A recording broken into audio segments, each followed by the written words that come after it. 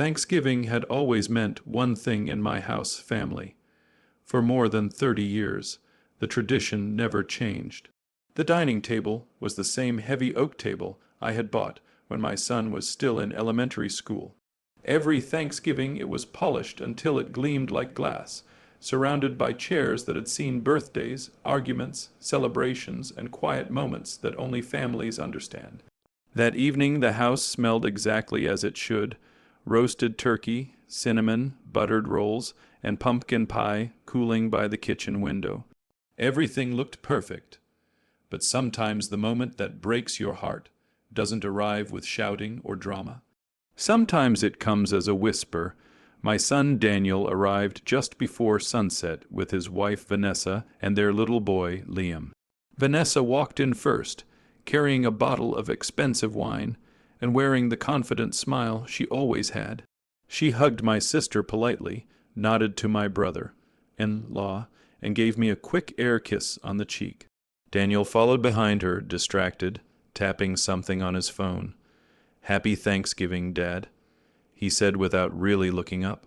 Still, I smiled. Fathers get used to small disappointments. Liam ran into my arms the moment he saw me.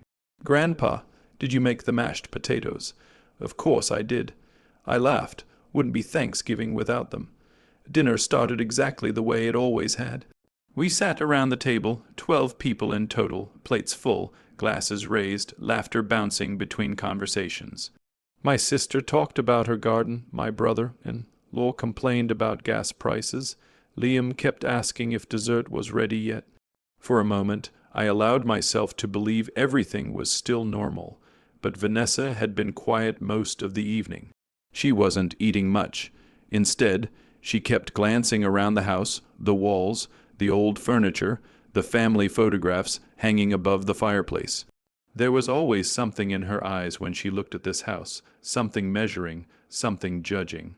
I tried to ignore it. Halfway through dinner, Daniel mentioned something about their finances. "Restaurant's been slow this quarter," he said, poking at his turkey. "Costs keep rising." Vanessa didn't respond immediately. She took a sip of wine, leaned slightly toward him, and placed her hand near his arm. What happened next lasted maybe 3 seconds, but those 3 seconds changed everything. She leaned closer to him and whispered. Except she didn't whisper quietly enough. The table heard every word. Asterisk, asterisk, he's useless. Cut him off completely. Asterisk, asterisk. The room went silent. Utterly silent. The kind of silence where even the sound of breathing feels too loud. My fork stopped halfway to my mouth. Across the table, my sister's eyes widened. My brother-in-law looked down at his plate like he suddenly found the stuffing fascinating. And Liam, poor kiddy, just stared at his mother. But the part that hurt the most wasn't the whisper.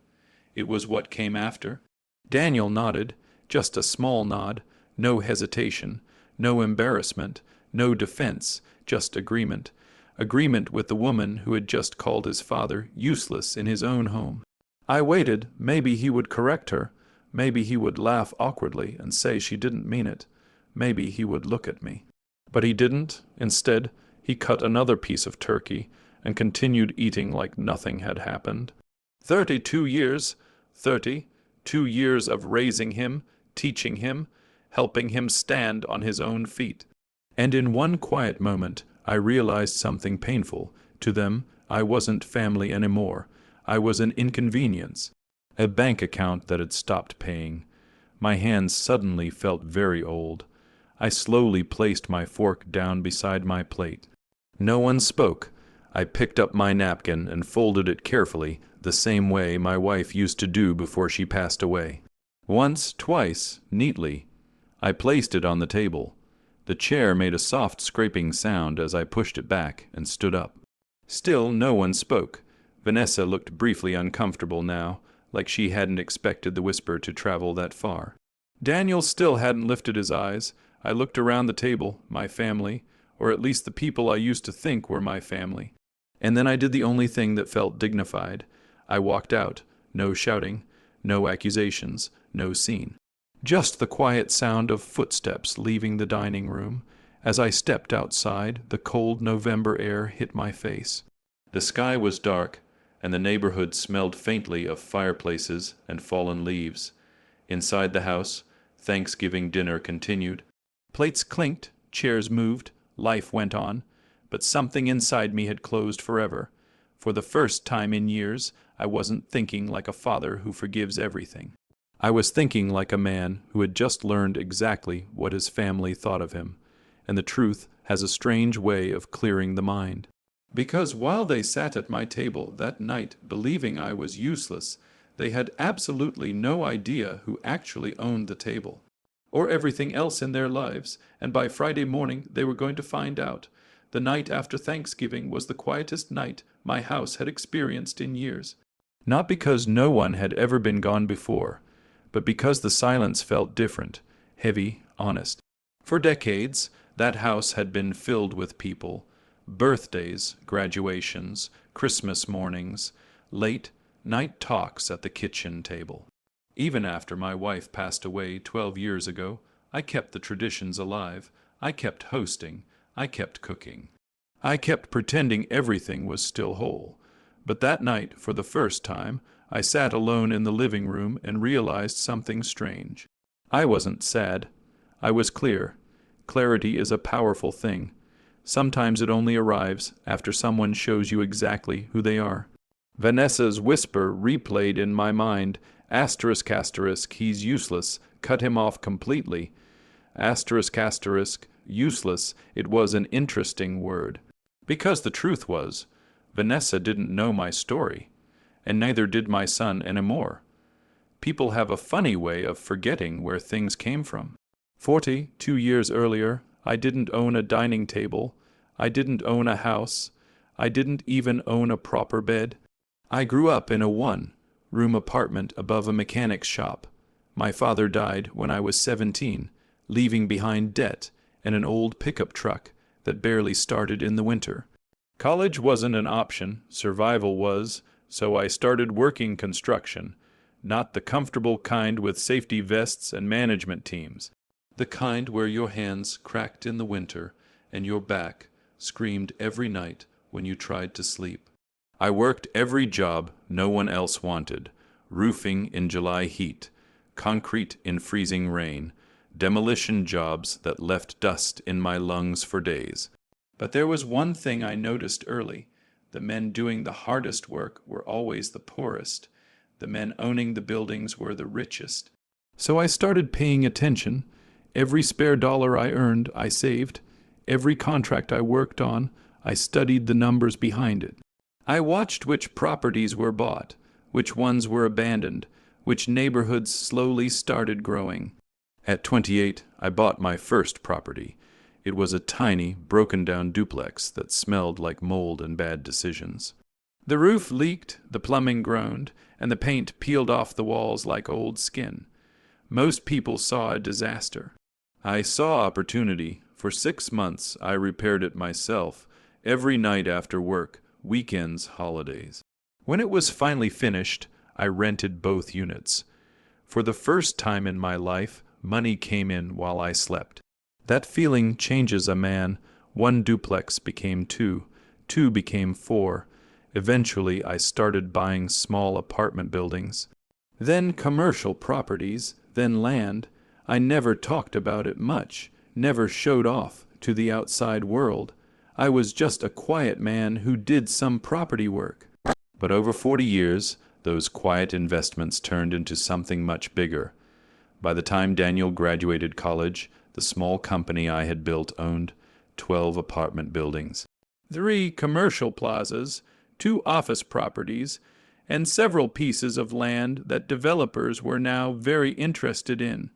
Millions of dollars in assets, but Daniel never really saw that side of my life.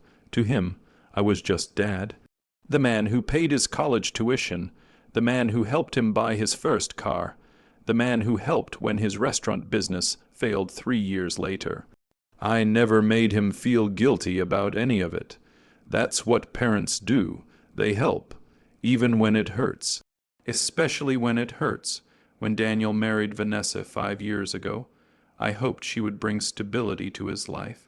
She was smart, confident, well-spoken, but she also came from money, old money, the kind that makes people believe wealth simply appears. She never asked how my life worked.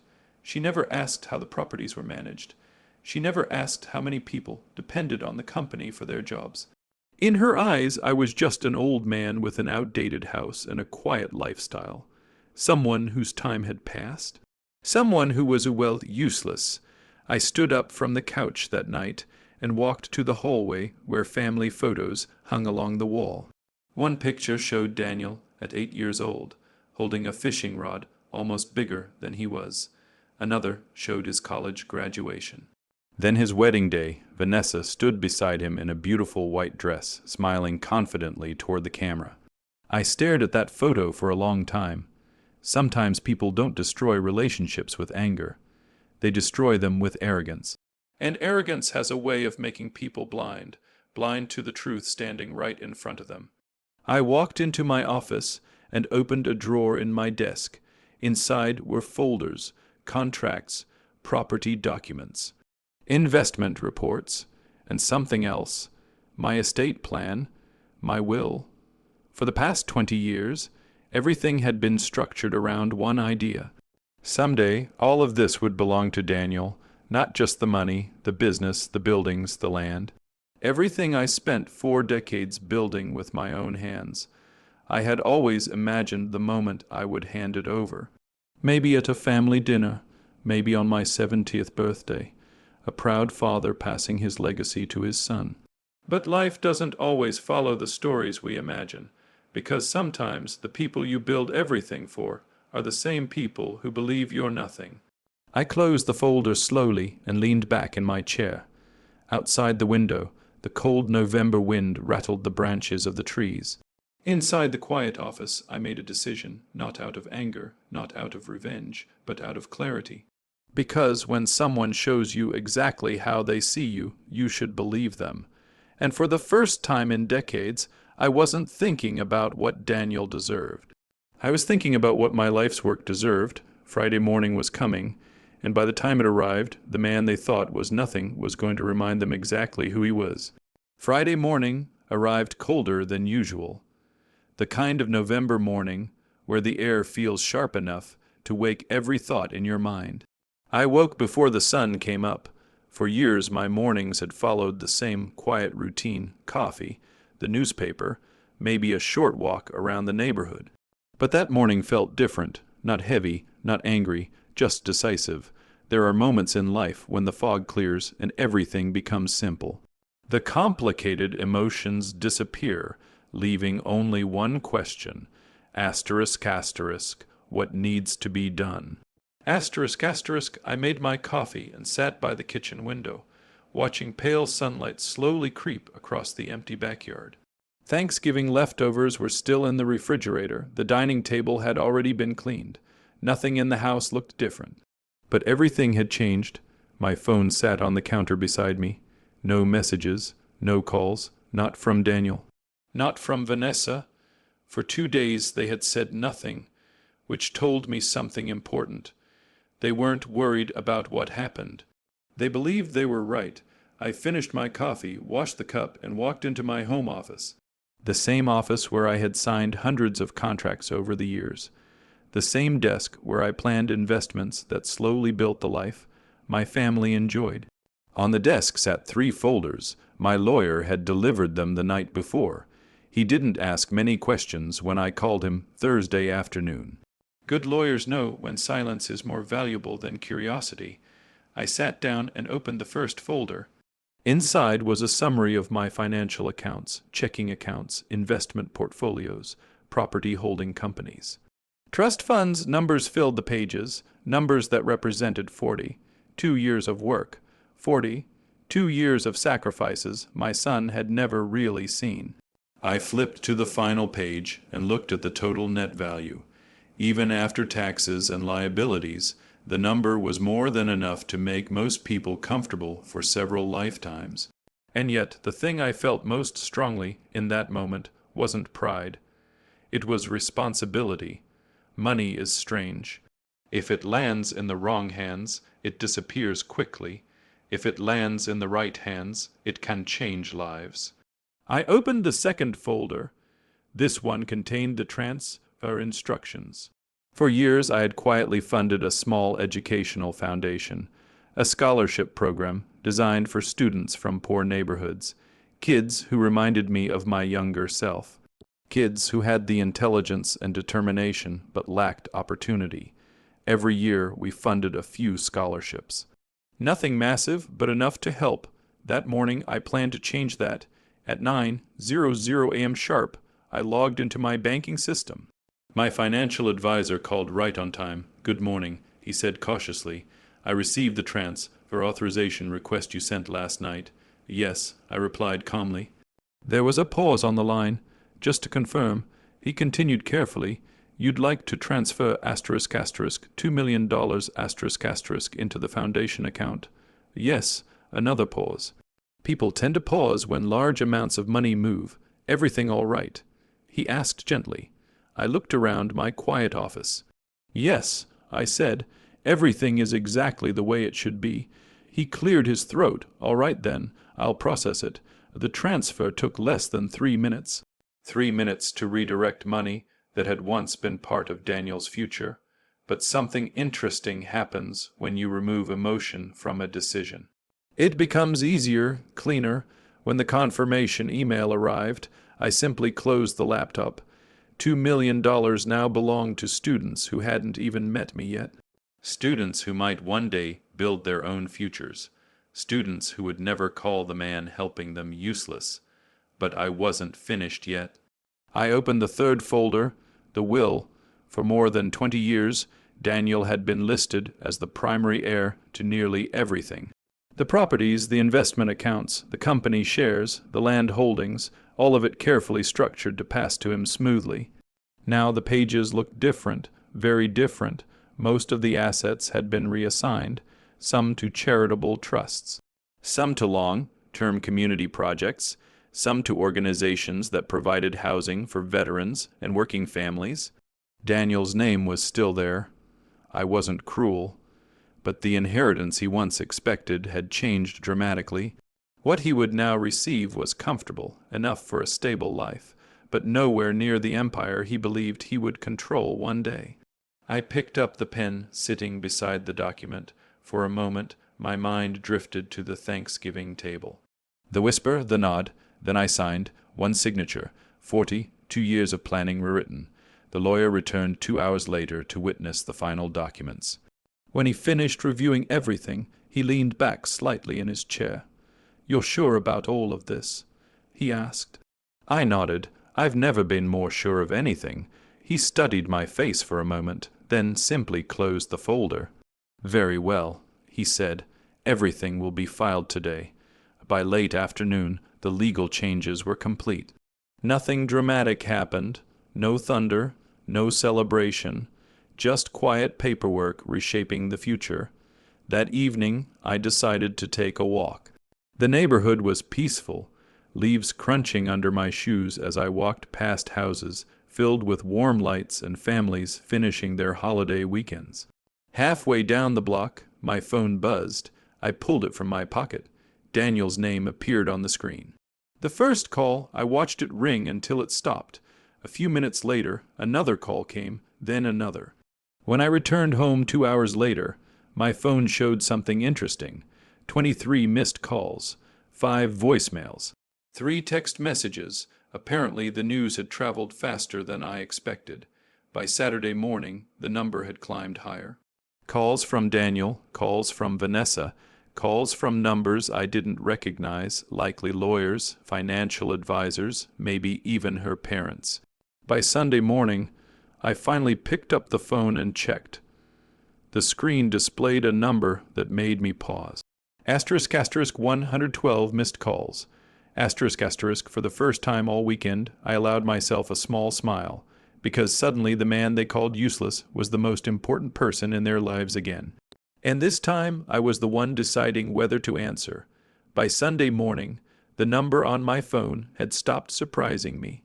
**112 missed calls.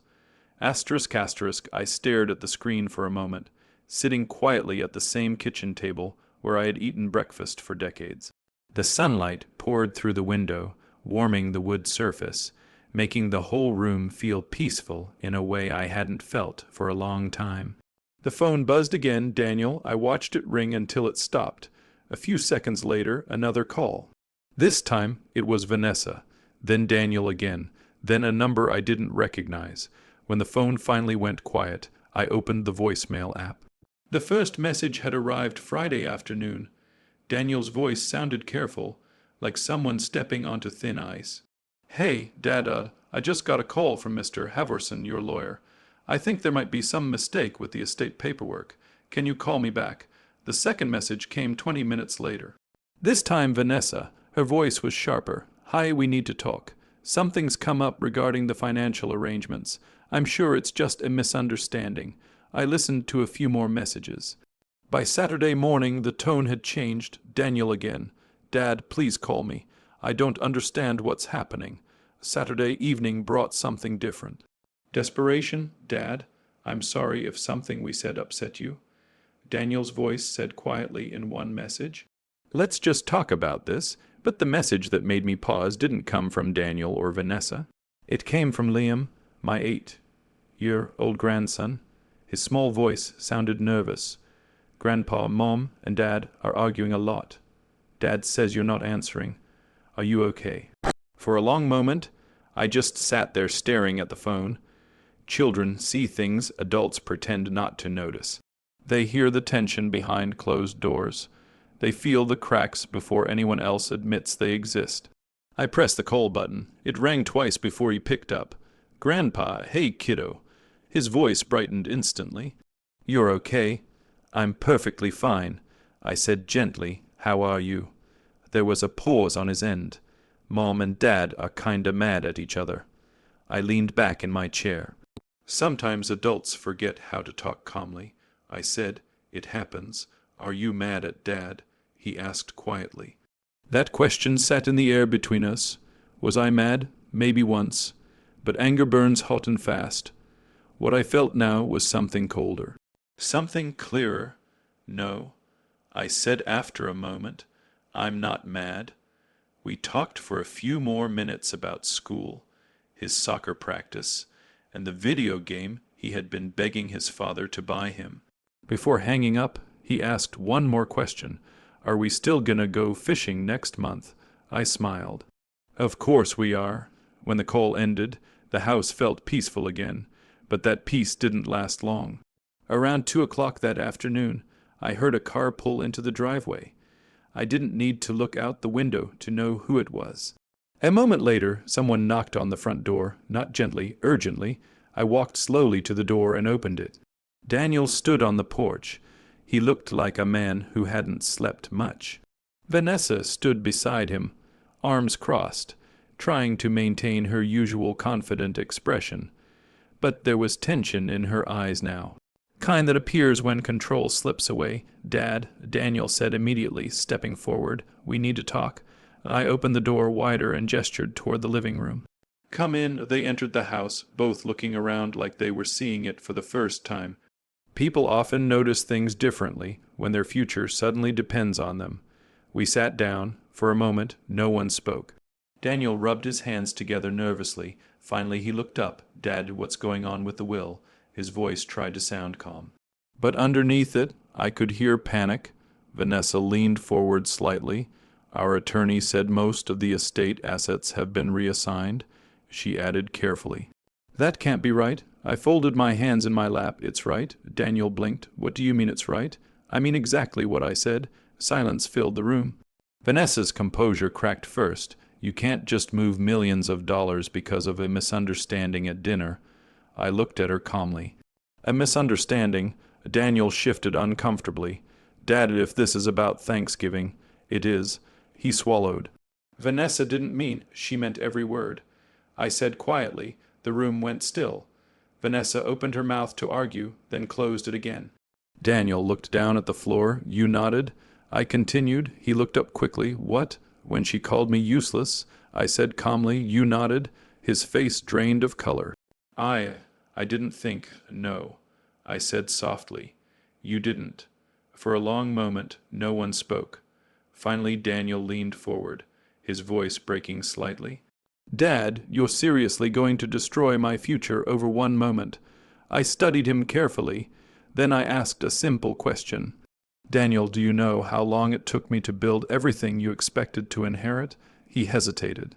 42 years, I answered. I stood up slowly and walked toward the hallway where the old family photographs hung. 42 years of work, I said quietly, and all it took was one moment to show me how little it meant to you. Behind me, I heard Vanessa shift uncomfortably. Daniel's voice came softer now. So that's it. I turned back toward them. That's clarity. He stared at me for a long time. For the first time in his life, he looked like a little boy again, lost, realizing something too late. I'm sorry, Dad. I nodded slowly. I believe you. Hope flashed across his face, but then I continued.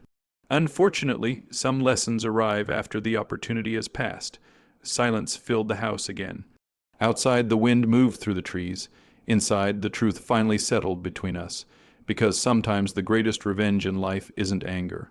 It's simply letting people experience the consequences of what they chose. And by the time Daniel understood that, the future he once counted on was already gone.